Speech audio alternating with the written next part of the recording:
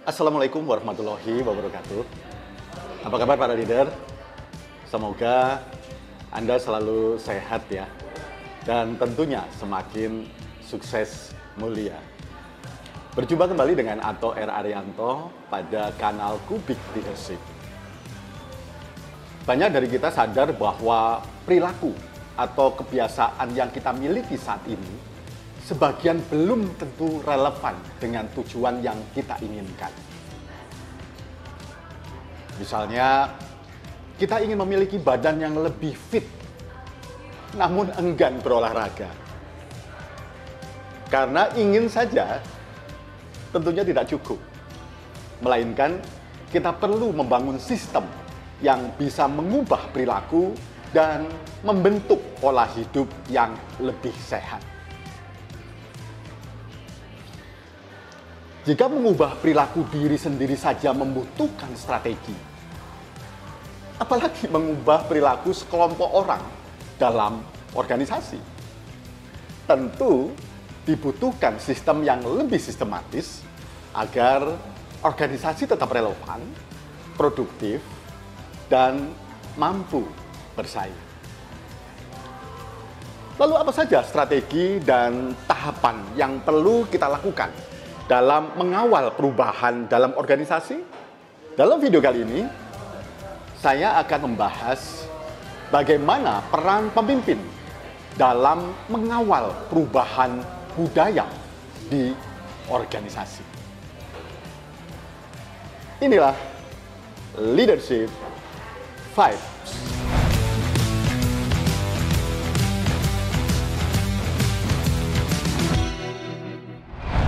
Leader, sudahkah Anda menggunakan ChatGPT, mesin pencari buatan Microsoft?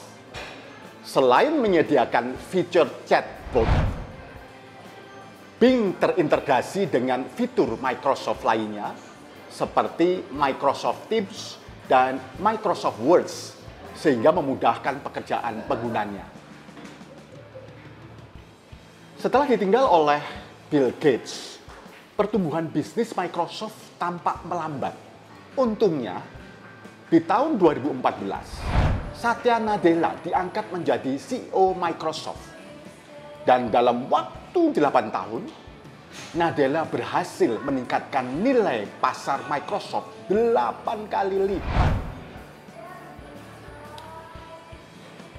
Lalu apa yang Nadella lakukan? Penasaran ya? Nadella melakukan transformasi budaya di dalam Microsoft dan beberapa di antaranya mengadaptasi budaya startup. Nadella juga mengubah visi Microsoft dari a computer on every desk and in every home menjadi empower every person and every organization on planet to achieve more. Transformasi budaya ini dirasa menantang bagi Nadella karena ia harus menghadapi orang-orang senior yang berusaha mempertahankan zona nyaman mereka.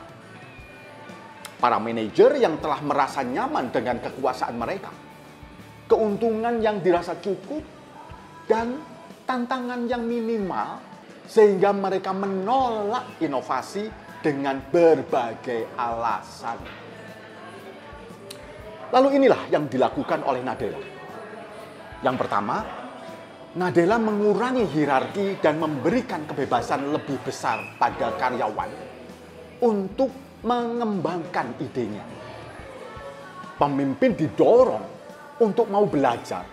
Bahkan, Nadella mencontohkan dengan cara menggali, mendengarkan, dan mendukung pemikiran timnya.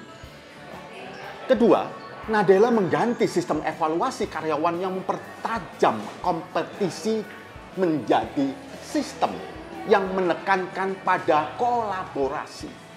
Sistem itu disebut dengan One Microsoft. Karyawan menjadi lebih terbuka untuk saling berbagi informasi dan memberikan feedback tanpa merasa takut tersaingi. Dan ketiga, Nadella mendorong setiap orang untuk berinovasi dengan melalui Microsoft Garage. Dalam ruangan itu, karyawan bisa bereksperimen dan mengevaluasi idenya. Karyawan pun berkesempatan mengembangkan kreativitas dan membangun kerjasama lintas departemen dalam proyek-proyek yang mereka kerjakan. Melalui transformasi budaya yang diinisiasi oleh Nadella, Microsoft saat ini telah berkembang menjadi perusahaan yang lebih inovatif, kolaboratif, dan berfokus pada pelanggan. Transformasi budaya di Microsoft adalah contoh yang berhasil. Kita bisa belajar dari apa yang dilakukan Nadella di Microsoft. Karena ada banyak organisasi yang melakukan transformasi, namun belum menunjukkan hasil sesuai ekspektasi. Bahkan, beberapa gagal di tengah jalan.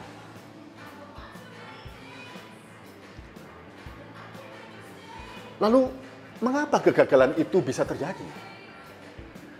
Karena umumnya, perubahan budaya yang dilakukan hanya berhenti sampai pada pemahaman dan pertunjukan artefak yang bersifat permukaan saja. Misalnya, menciptakan slogan atau menampilkan atribut yang sekedar menunjukkan bahwa organisasi sedang menjalankan program inovasi, program penanaman budaya, dan sebagainya. Tetapi tidak sampai pada pemaknaan yang mendalam. Mengapa perubahan itu perlu dan mengapa perubahan itu penting untuk dijalankan. Kegagalan juga disebabkan oleh lemahnya para pemimpin dalam mengawal perubahan budaya tersebut. Sebagian pemimpin bahkan menempatkan dirinya sebagai orang yang hanya memberikan persetujuan program dan anggaran tanpa terlibat dalam prosesnya. Atau bahkan melihat kegiatan itu hanya sebagai agenda tahunan rutin saja.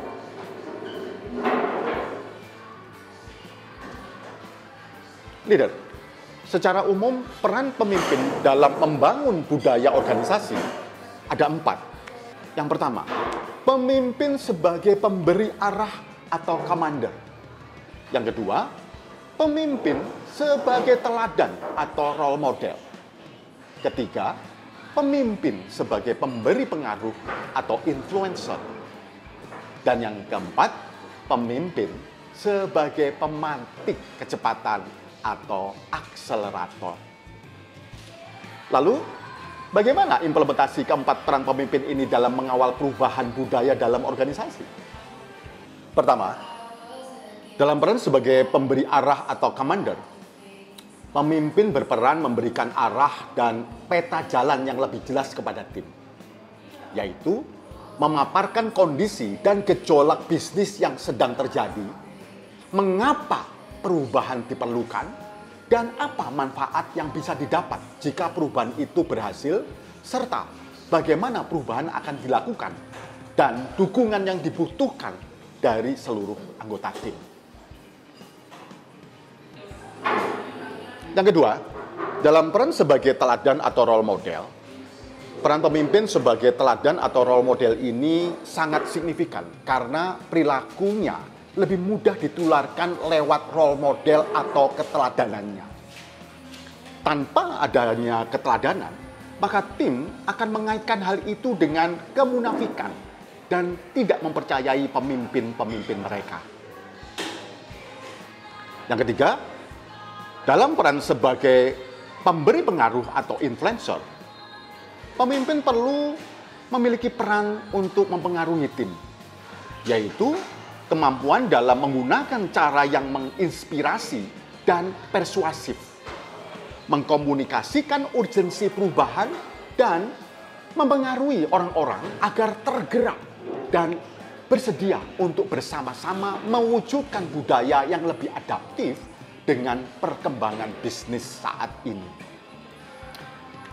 Lalu, yang keempat, dalam peran sebagai pemantik kecepatan, pemimpin tetap berperan sebagai pengawal perubahan, sehingga dibutuhkan kemampuannya untuk bertindak dan mengambil keputusan yang tepat dan cepat memutuskan sistem mana yang akan digunakan, program yang akan dijalankan, dan menyesuaikan yang dibutuhkan dalam implementasinya. Perubahan budaya perlu dilakukan secara masif, dan peran pemimpin sangat signifikan dalam menentukan keberhasilan atau kegagalan perubahan tersebut. Akhirnya, sudahkah Anda menjelaskan pentingnya perubahan itu kepada anggota tim Anda? Sudahkah Anda menjadi teladan dan role model dalam proses perubahan budaya tersebut? Dan seberapa sungguh-sungguh Anda terlibat dalam mengawal perubahan tersebut? Sampai jumpa dalam Leadership Vibes berikutnya. Salam sukses mulia.